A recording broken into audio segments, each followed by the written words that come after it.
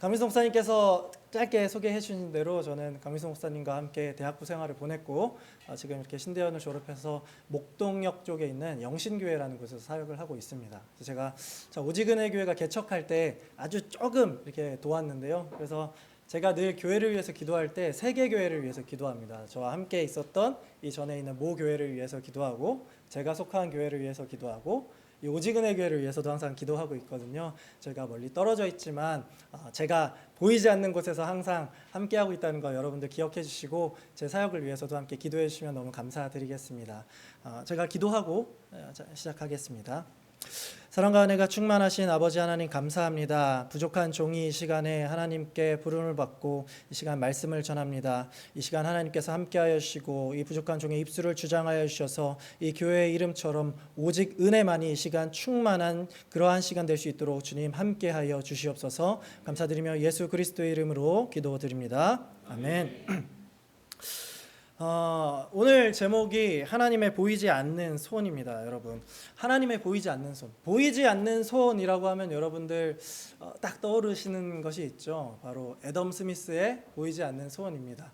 이제 시장 경제에서 누군가 깊이 따로 직접적인 관여를 하지 않더라도 이 시장 경제는 자기 개인의 이익을 위해서 서로 경쟁하다 보면 모두에게 유익이 된다. 이렇게 보이지 않는 손이 작용하는 것 같다라는 말에서 나온 말이 보이지 않는 손입니다.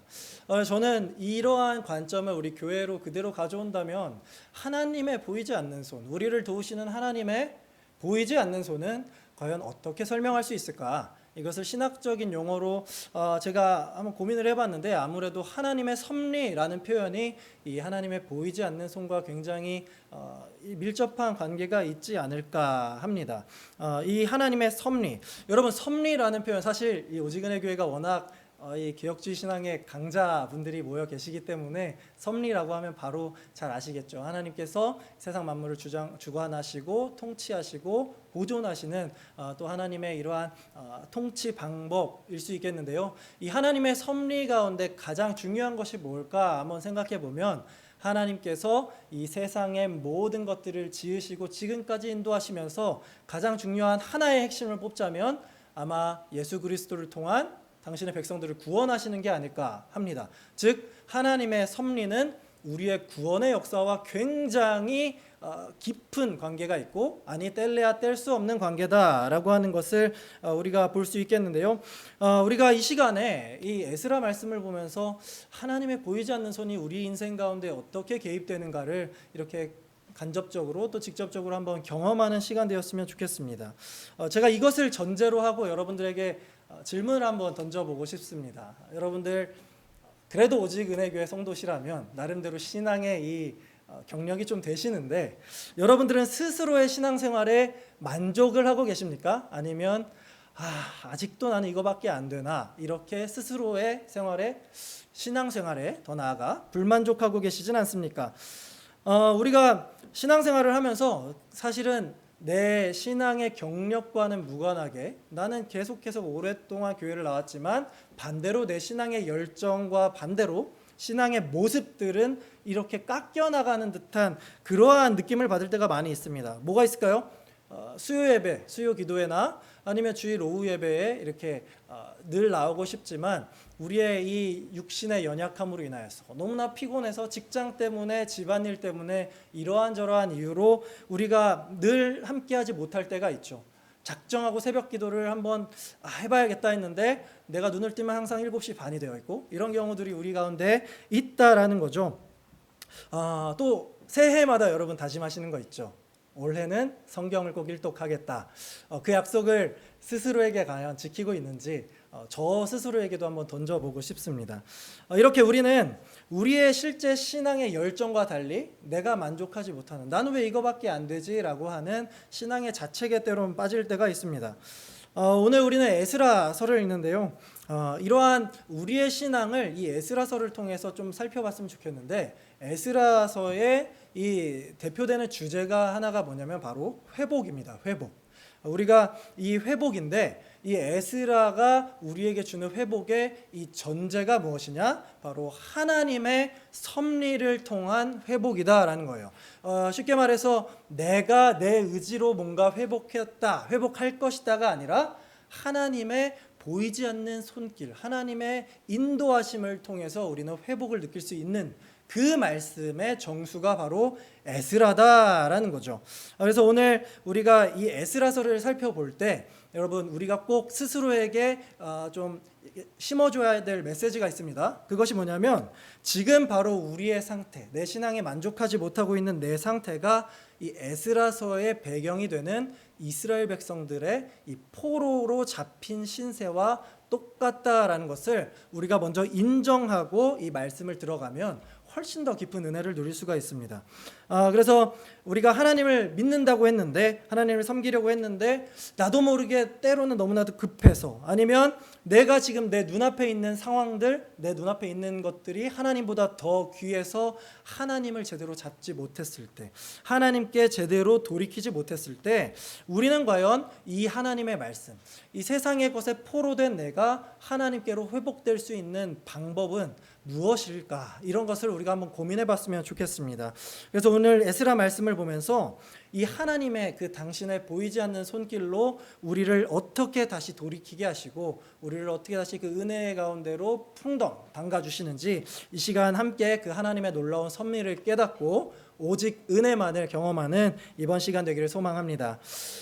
먼저 이 에스라의 전장이 아니라 우리가 1장의 초반 부분만 다루고 있잖아요. 그래서 이 에스라의 배경을 좀 살펴볼 필요가 있습니다. 에스라가 지금 어떤 당시에 활동을 했느냐? 여러분, 이스라엘 남유다가 언제 멸망했느냐? 기원전 586년에 바벨론에 의해서 멸망을 했습니다. 지금 화면 보이시죠? 옆에 계신 분들 잘 보이시나요? 네. 그 다음에 그 전의 역사들을 우리가 쭉 거슬러 올라가다 보면 이스라엘의 전체 역사가 나오는데요. 1040년대 BC 1040년대쯤에 이제 이스라엘 왕국이 사울을 시작으로 이제 진행이 됩니다. 그러다가 그의 다음 아들들에 의해서 이제 분열이 되죠. 남유다와 북이스라엘로 931년에 나라가 쪼개지게 됩니다. 그 뒤로 다시금 합쳐지지 못하고 기원전 722년에 먼저 북이스라엘이 아수르, 당시에 호령하던 아수르에 의해서 멸망을 당하고 그 다음에 586년에 남유다까지 멸망당하면서 이제 역사적으로 이스라엘이 나라가 사라지게 됩니다.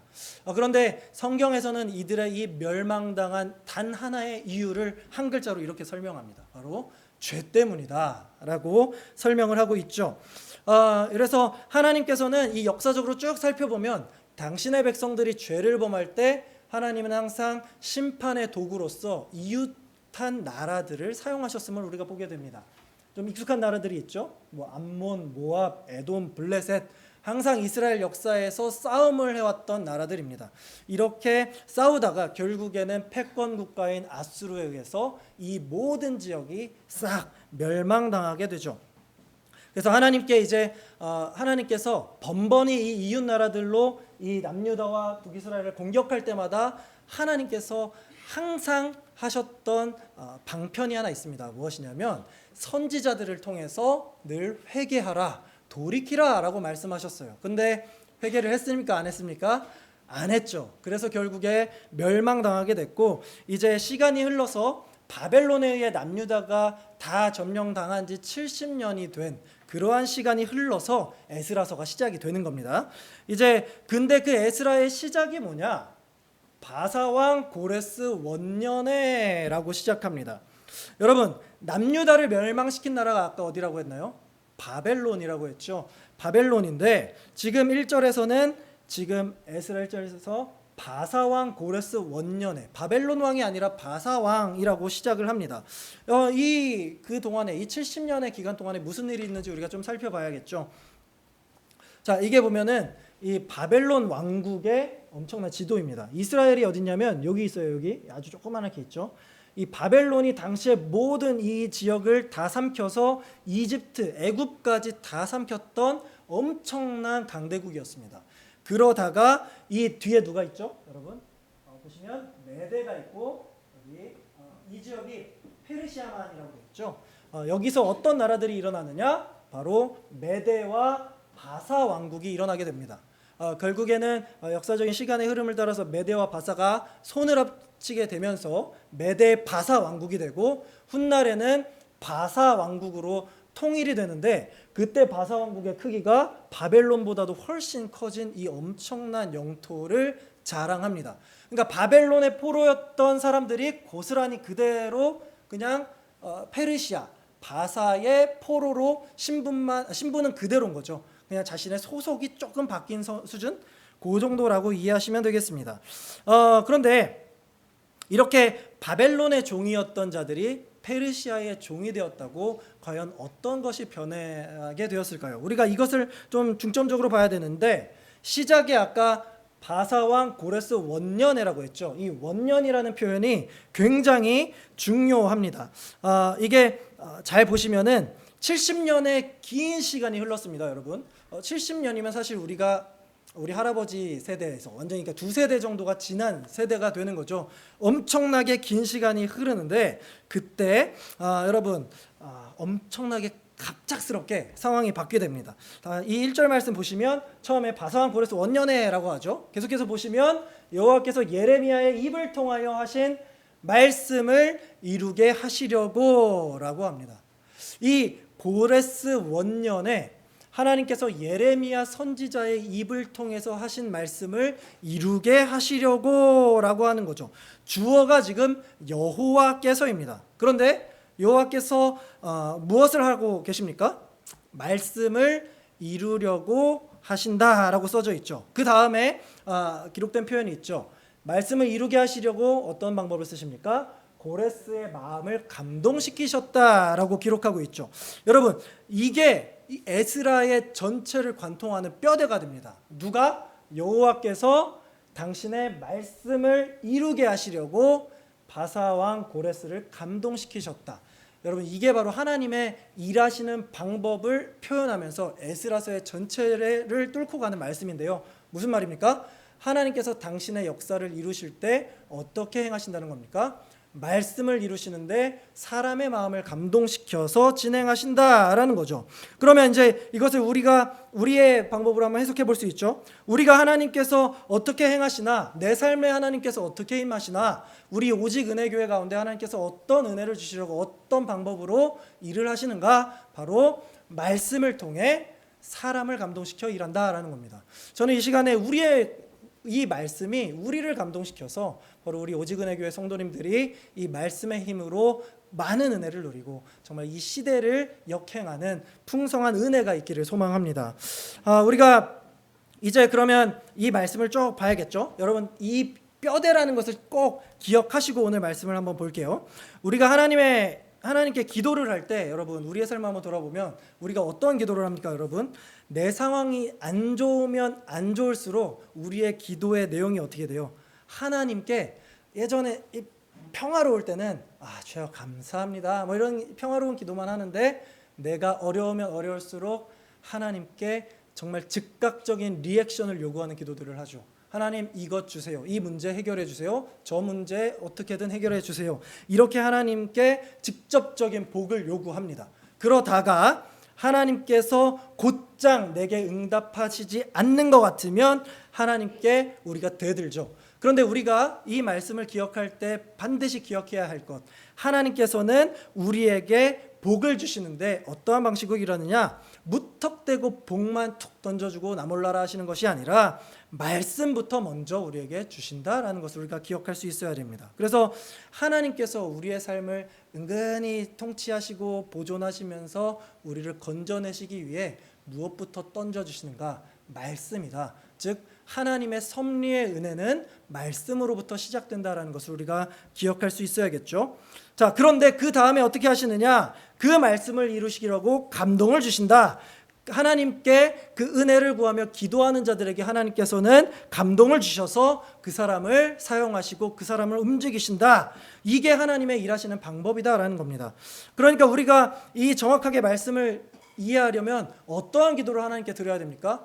하나님, 저를 고레스와 같은 사람으로 만들어주세요. 이게 아니죠. 고레스와 같이 우리도 정말 사람들을 자유케 하는 그런 위대한 사람이 되게 해주세요. 이런 내용도 아닙니다. 우리는 어떤 기도를 해야 됩니까? 주님의 말씀을 저에게 주시옵소서. 그 말씀이 나를 통해 이루어질 수 있도록 주님 나를 통해 그 말씀을 주시고 말씀으로 나를 감동시켜 주시옵소서. 이게 바로 우리가 하나님께 드리는 기도가 되어야 된다라는 겁니다. 자, 그런데 여러분, 이 하나님의 섭리, 하나님의 그 보이지 않는 손으로 일하심에 더 놀라운 것이 뭐냐면요, 하나님께 신뢰하지 않는 자들까지도 하나님은 감동을 주셔서 일하신다라는 거예요. 무슨 말이냐면 불신자들까지도 하나님께서 그 마음에 감동을 주셔서 하나님의 섭리의 은혜 가운데 사용하신다라는 겁니다. 우리 1절 말씀을 계속해서 볼까요? 바사왕 고레스 원년에 이렇게 쭉 말씀이 시작하는데, 하나님께서 예레미야의 입을 통해 하신 말씀을 이루려고 감동시킨 사람이 바로 바사왕 고레스라는 겁니다. 여러분, 바사왕 고레스는 어떤 사람입니까?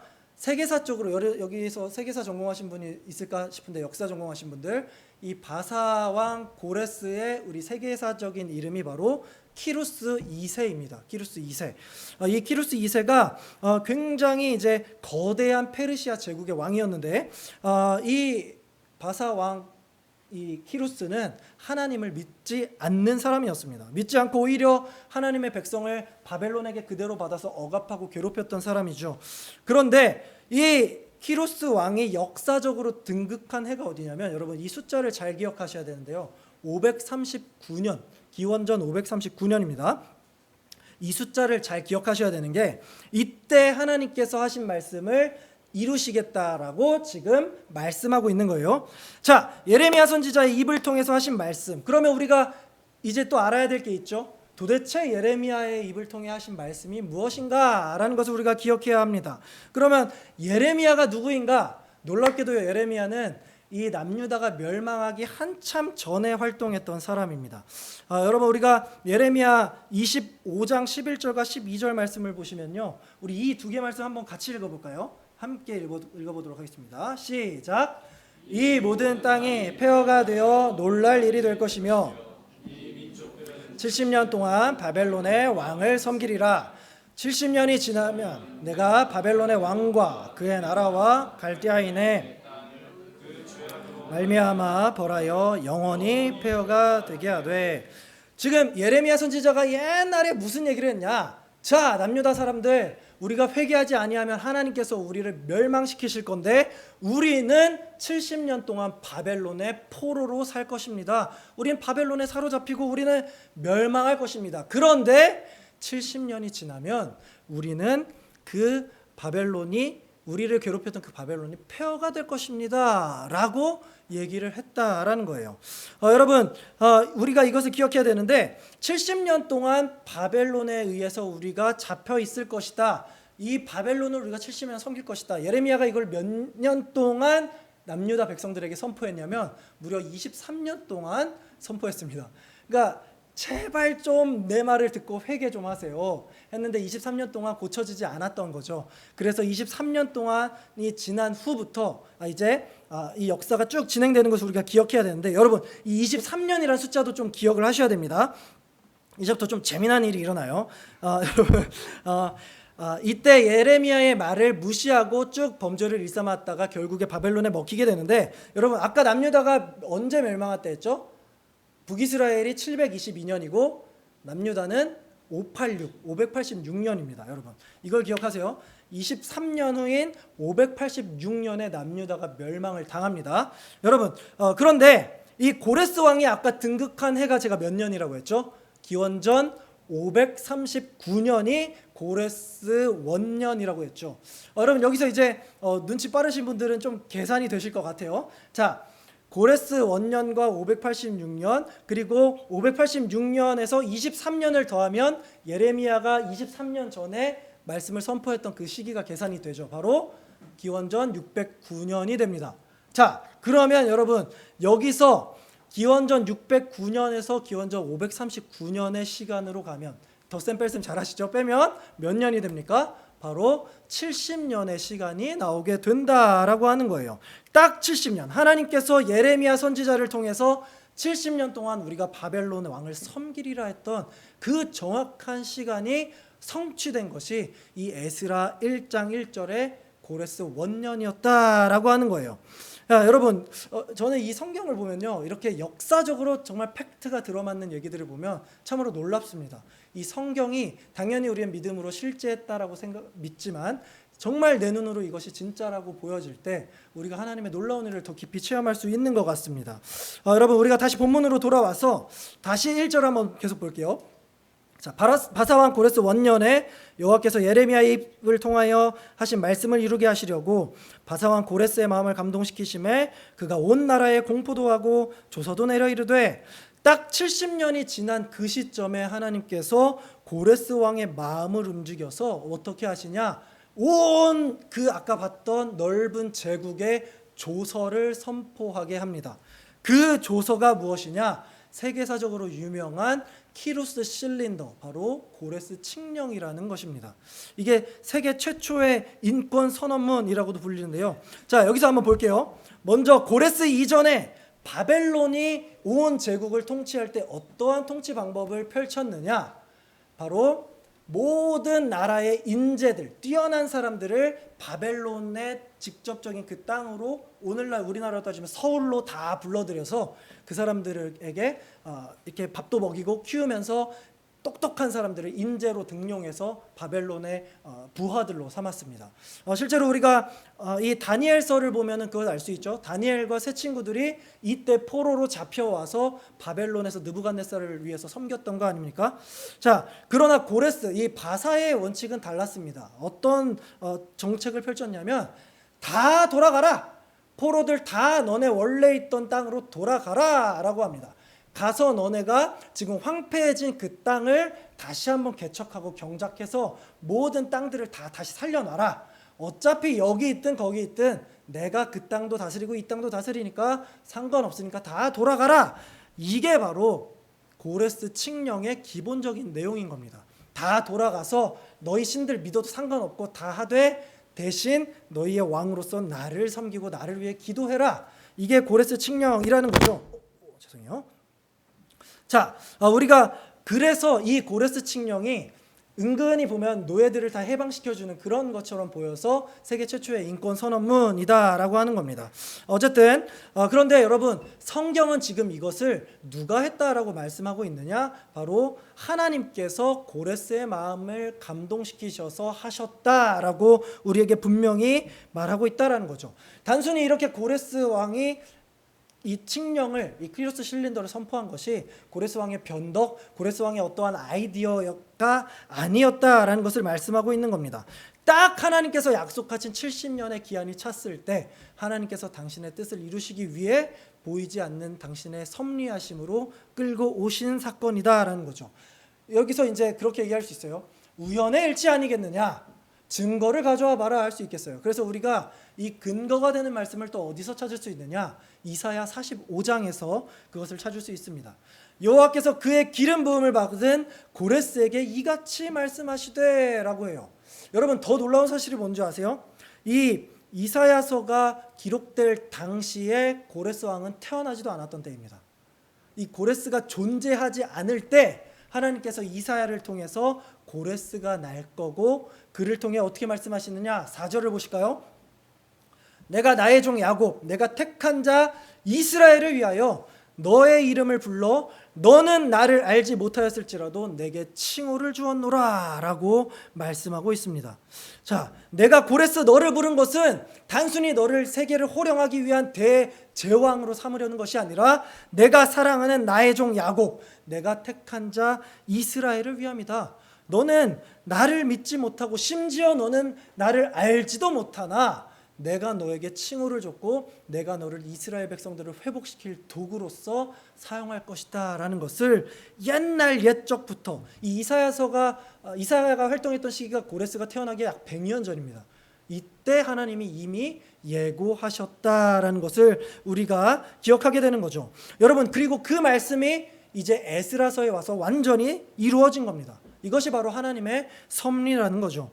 내가 믿고 안 믿고, 내가 능력이 있고 없고, 내가 어떤 상황이 좋고 나쁘고를 다 떠나서 하나님께서 내가 사랑하는 내 백성을 구원하고 인도하겠다라고 작정하셨다면 그 어떤 상황이든 간에 하나님께서는 당신의 백성을 구원하시는 어떠한 방해도 없이 자신의 역사를 성취하시는 분이라는 것을 우리가 보게 되는 겁니다.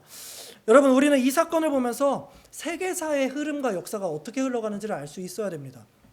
단순히 시간이 지나니까 흐르고 있구나, 내가 살고 있는 2024년이 그냥 또 벌써 반년이 흘렀네, 또 그냥 눈 감았다 뜨면 1년이 흐르겠지, 이렇게 무념무상하면서 보내는 것이 아니라 우리가 이 세상의 역사를 어떻게 바라봐야 된다는 거예요. 하나님께서 당신의 백성을 구원하는 역사를 지금도 역사하시는 하나님께서 진행하고 계시는구나. 예수 그리스도를 통한 그 구원의 역사를 오늘날 우리들을 통하여서도 지금 역사하고 진행하고 계시는구나라는 것을 우리가 바라볼 수 있어야 한다는 거죠. 이러한 시각으로 우리가 세상을 바라보면 어떻게 돼요? 지금 미국의 대선이 어떻게 흘러가고 우리나라의 대통령이 누가 선출되고 이런 것들이 우연의 일치가 아니라 하나님의 섭리하심이다라는 것을 우리가 다 볼 수 있게 되는 겁니다. 이것이 바로 성경적인 눈으로 세상을 바라보는 기독교적 세계관으로 우리가 세상을 바라보는 방법이 됩니다. 어쨌든 우리가 이 말씀 속에서 확실히 알 수 있는 것, 하나님께서 바사왕 고레스를 통하여 이스라엘 백성들을 회복시키려고 고레스 칙령을 선포하셨다라는 거예요. 자, 그러면 이제 하나님께서 보이지 않는 손이 어떻게 또 작용하는지 다시 한번 본문으로 돌아와서 보도록 하겠습니다. 이 페르시아 제국의 이 모든 아까 그 큰 땅덩어리에 하나님께서 고레스 칙령을 다 선포하게 되는데요. 그 고레스 칙령의 내용이 2절부터 4절까지 나오는데 제가 그 중에 2절과 3절만 먼저 읽어드릴게요. 바사왕 고레스는 말하노니 하늘의 하나님 여호와께서 세상 모든 나라를 내게 주셨고 나에게 명령하사 유다 예루살렘의 성전을 건축하라 하셨나니 이스라엘의 하나님은 참 신이시라. 너희 중에 그의 백성된 자는 다 유다 예루살렘으로 올라가서 이스라엘의 하나님 여호와의 성전을 건축하라. 그는 예루살렘에 계신 하나님이시라. 자, 이 내용에 이런 내용이 나와요. 이스라엘 하나님은 참 신이시니까 그분의 백성 이스라엘은 다 유다 예루살렘으로 올라가서 하나님의 성전, 예루살렘 성전을 건축하라 라고 하고 있죠. 이게 고레스 칙령에 담긴 내용인데요. 바벨론의 포로가 된 지 딱 70년이 된 그때에 하나님께서는 어떻게 하셨다는 거예요? 단순히 이스라엘을 고향으로 돌려보내는 것뿐만 아니라 그들에게 가장 중요한 하나님의 성전까지도 재건하도록 명하시게 했다라는 거예요. 이스라엘 백성들에게 하나님의 성전이 얼마나 큰지는 그 의미는 우리가 다 알고 있지 않습니까? 여러분, 우리가 이 말씀을 보면요, 이게 고레스 칙령에서 나왔다라고 생각할 때 참으로 오묘하고 신기함을 느낄 수 있어야 합니다. 고레스는 다시 한번 말씀드리지만 하나님을 알지도 못했고 하나님을 믿지 않은 사람이었습니다. 그런데 도대체 왜 고레스는 이렇게 놀라운 정책을 선포할 수 있었던 걸까요? 성경에서는 이에 대해서 고레스가 어떻게 이렇게 이스라엘 민족에게는 특별한 법을 마련했는가 정확하게 성경은 우리에게 가르쳐주지 않습니다. 그러나 우리가 본문을 잘 살피면 왜 고레스 왕이 이러한 정책을 펼치게 됐는지 그 배경을 우리가 좀 확인할 수 있는데요. 우리가 본문을 살펴보면 고레스는 하나님을 믿지 않더라도 이 멘트들을 보면 이스라엘의 하나님은 참신이다 이런 것들을 보면 고레스는 적어도 이스라엘의 하나님이 어떤 분이신지에 대한 이해도가 있었다는 것을 알 수가 있습니다.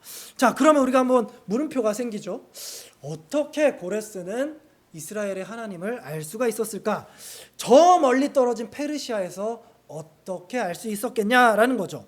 자, 여러분 한번 생각해 보세요. 누가 고레스에게 하나님을 알렸을까요? 우리가 이것을 또 하나의 힌트에서 얻을 수 있는데 바로 다니엘서입니다. 다니엘 1장 21절에 이렇게 기록되어 있어요. 다니엘은 고레스 왕 원년까지 있으니라. 6장 28절 이 다니엘이 다리오 왕의 시대와 바사 사람 고레스 왕의 시대에 형통하였더라 라고 하고 있어요. 우리가 이 말씀을 통해서 적어도 뭔가를 알 수 있죠.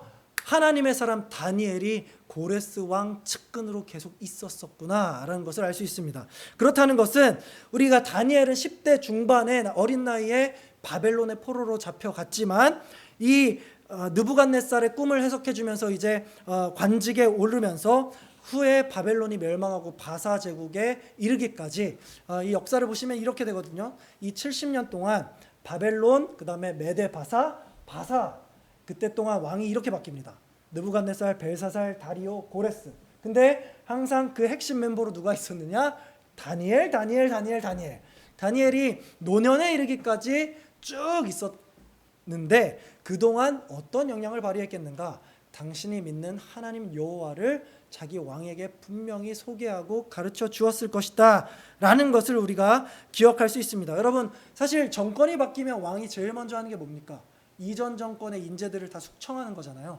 그럼에도 불구하고 다니엘이 계속 살아남았다라는 것은 그의 지혜를 인정받고 하나님께서 보호하심으로 다니엘을 계속 이 자리에 남아서 고레스까지 그 말씀을 이루게 하시기 위해 이끌어 가셨다라는 것을 우리가 확인할 수 있는 겁니다. 이러한 배경에서 이제 다니엘이 고레스 왕 원년까지 있었는데 이때 선포하게 된 게 고레스 칙령이다. 그러면 우리가 다니엘이 분명한 영향력을 행사했을 것이다 라는 것을 이해할 수가 있는 것이죠. 여러분, 우리는 지금까지 이 이스라엘의 역사 가운데에서 아까 제가 처음에 말씀드린 것처럼 하나님은 이스라엘 백성들이 죄를 범했을 때 이웃 나라들을 무엇으로 사용하셨습니까? 심판의 도구로서 사용하셨음을 봤습니다. 그러나 오늘 말씀에서 우리가 확인할 수 있는 것, 하나님께서는 구원의 도구로도 이웃 나라들, 믿지 않는 불신 세력까지 사용하시는 놀라운 섭리를 누구를 위해서 하시나는 거예요? 당신의 백성들을 구원하고 회복하시기 위해서 이렇게 사용하고 계신다라는 것을 우리가 볼 수 있다라는 거죠. 그 대표되는 유명한 것이 바로 키루스 실린더라는 겁니다. 자, 더 중요한 내용, 우리 이제 마지막 부분을 볼 건데요. 가장 중요한 내용이 또 4절에 담겨 있습니다. 그 남아있는 백성이 어느 곳에 머물러 살든지 그곳 사람들이 마땅히 은과 금과 그 밖의 물건과 짐승으로 도와주고 그 외에도 예루살렘에 세울 하나님의 성전을 위하여 예물을 기쁘게 드릴지니라 라고 했죠. 여러분, 너희들 고향으로 돌아가 라고 했는데 그냥 돌아보낸 게 아니다라는 거예요. 빈손으로 돌아가지 말고 그냥 이 떠나가는 이스라엘 사람들에게는 은과 금과 여러 가지 패물과 모든 재산들을 다 줘라 라고 했던 거예요. 그걸로 뭘 하라는 거예요? 올라가서 너희 하나님의 성전을 세워라 라고 하는 거죠. 그리고 성전을 세워서 하나님께 예물을 드리라 라고 했다라는 거예요. 여러분, 왜 이런 말을 할까요? 그냥 돌려보내도 되는데 왜 굳이 바사 제국 사람들의 재산까지 다 주면서 이러한 손해를 감수하면서까지 돌려보내냐? 왜 하나님께서 왜 이 정도까지 바사 왕의 마음을 감동시켰냐라는 거예요. 우리가 이것을요 알 수 있는 하나의 힌트가 출애굽기에 있습니다. 굉장히 비슷한 말씀이 있는데요. 자, 출애굽기 12장의 35절 36절을 보면 이스라엘 자손이 모세의 말대로 하여 애굽에서 이제 나오게 될 때 애굽 사람에게 은금 패물과 의복을 구하매 여호와께서 애굽 사람들에게 이스라엘 백성에게 은혜를 입히게 하사, 여기서도 하나님께서 직접 나타나시죠. 그들이 구하는 대로 주게 하심으로 그들이 애굽 사람의 물품을 취하였더라. 지금 이 역사를 누가 반복하고 있는 거예요? 출애굽의 모든 역사를 듣고 알고 있는 지금 바사의 포로 신세로 잡힌 이스라엘 백성들, 후손들이 지금 이 4절의 내용을 답습하고 있다라는 거예요. 그러면 이 사람들이 깨닫는 게 뭐예요? 아, 지금 우리가 경험하는 것이 제2의 출애굽이구나. 하나님께서 우리를 구원하시기 위해 개입하시고 간섭하시는 구원의 역사구나라는 것을 이 사건을 통해서 지금 이스라엘 백성들이 깊이 경험할 수 있게 됐다라는 겁니다. 자, 지금 고레스 칙령은 아무런 상관없이 역사적 흐름에서 나오는 것 같아요. 그러나 전혀 상관없는 이 출애굽 시대와 직결되는 하나님의 은혜를 깨닫게 하는 게 바로 은과 금과 모든 재산을 받고 돌아가게 되는 이 과정이다라는 거죠. 자, 여러분, 우리가 이것을 통해 또 알 수 있는 것이 있어요. 하나님의 은혜는요 단번에 끝나는 게 아니라 시대를 거듭하고 역사를 지나면서 반복된다라는 사실입니다. 하나님의 은총은 우리 가운데서도 반복이 됩니다. 우리가 이것이 얼마나 귀한 은혜라는 것을 모른다라는 거죠. 우리는 한 번 은혜를 받았으면 어떻게 됩니까? 아, 너무나 좋은 은혜였어. 이제 수련회 끝났으니까 너무 좋다.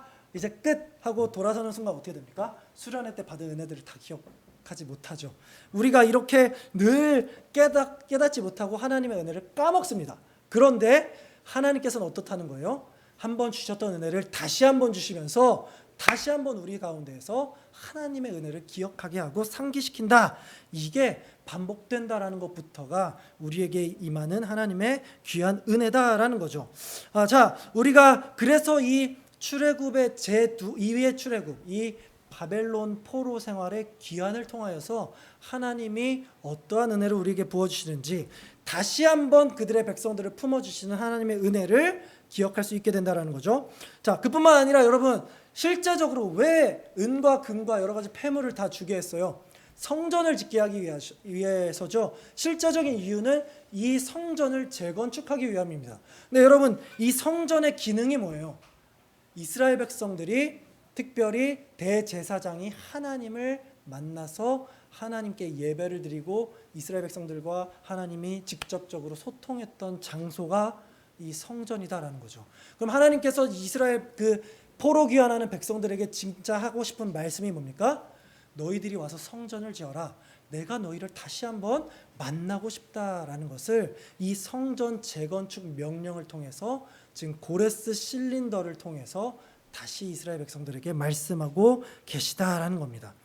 내가 너희를 다시 만나고 싶다. 너희는 나를 떠났지만 나는 언제든지 너희를 다시 한번 보고 싶고 만나고 싶다. 여러분, 이것이 때론 징계를 내리더라도 당신의 백성들을 향한 하나님의 본심입니다. 하나님께서는 그 백성들을 결코 버리시지 않는 사랑의 하나님이다라는 거죠. 우리가 하나님을 믿어도요, 때론 우리에게 힘든 일이 다가올 수가 있습니다, 여러분. 그때 우리가 신앙이 약한 동료들이 어떤 모습을 봤습니까? 하나님, 왜 저는 이렇게 힘듭니까? 내가 하나님께 헌금도 드리고 내 시간을 다 드렸는데 왜 그래요? 저는 모르겠어요. 이제 하나님을 떠나겠습니다 라고 말하죠.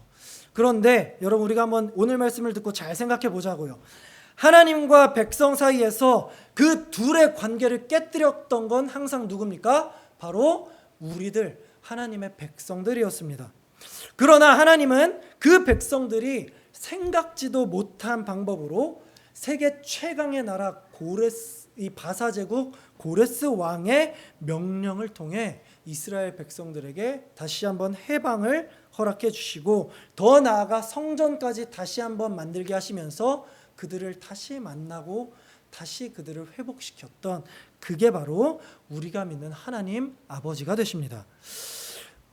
사랑하는 우리 오직은혜교회 성도 여러분, 우리는요 간혹 내가 세상의 중심이다라고 착각하는 신앙생활을 합니다. 어떤 말이냐면, 내가 하나님을 잘 믿으니까 하나님께서 나를 통해서 놀라운 일들을 세상에 보내실 거야 라고 얘기를 해요. 그러나 우리가 때로 그렇게 되지 않을 때 금방 시험에 들고 말죠. 왜 하나님이 나를 통해 일하지 않으시지? 근데 우리가 오늘 말씀을 통해 무엇을 깨달을 수 있어요? 하나님은 나뿐만 아니라 당신의 보이지 않는 손으로 모든 역사들을 주무르고 계시면서 나를 회복시키고 구원으로 인도하고 계시다라는 것을 우리는 기억할 수 있게 됩니다. 그래서 이제는 우리가 이것을 깨달으면 어떻게 되는 거예요? 우리가 신앙생활 열심히 했어요. 그게 내 힘으로 됐다? 아니라는 거죠. 내가 나를 의지하는 신앙에서 벗어나 이제 우리가 하나님의 보이지 않는 손을 의지하는 성숙한 신앙인으로 업그레이드가 될 수 있다라는 겁니다. 하나님은 그 세상 최고로 뛰어난 고레스 왕조차, 그리고 세상에 뛰어난 역대 최고의 인물들을 통하여서도 지금까지 오늘날까지도 당신의 구원의 역사를 인도하고 계십니다.